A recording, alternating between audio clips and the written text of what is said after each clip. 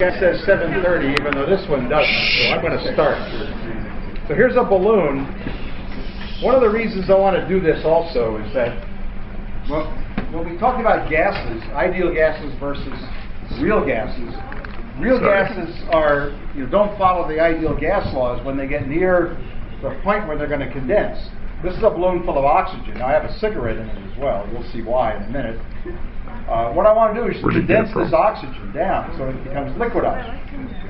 So it just shows you that you get to a point where gases will condense into liquids. Has anybody ever seen liquid oxygen? You know what color it is? It's a blue color. It's really a beautiful blue, which is unusual. Oxygen is very special, as you probably know.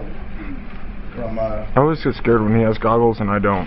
It supports our life. It's blue because it has unpaired electrons in it, and those electrons give the color. I don't know if one can see the blue color here. Let's see. Right now, all I see is smoke, steam. But there's a blue color in there. If you've got good eyes, you can see it. Now, what I'm trying to do is saturate the cigarette with liquid oxygen.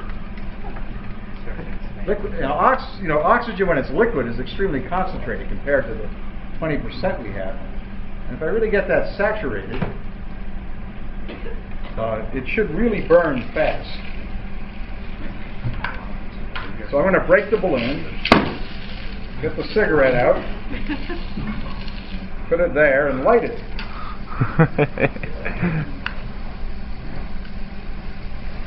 It sometimes flies off like a rocket, so you can feel What? It's aiming right at it. Dude, it's aiming right at me. Are you kidding? Filter. Then it does run. So you can see it. Now we got lots of smog in here, secondhand smoke, and by God, they just had a new law about that. We're violating it. We just burned a cigarette in that public building. But it's the name of science, so. That's right.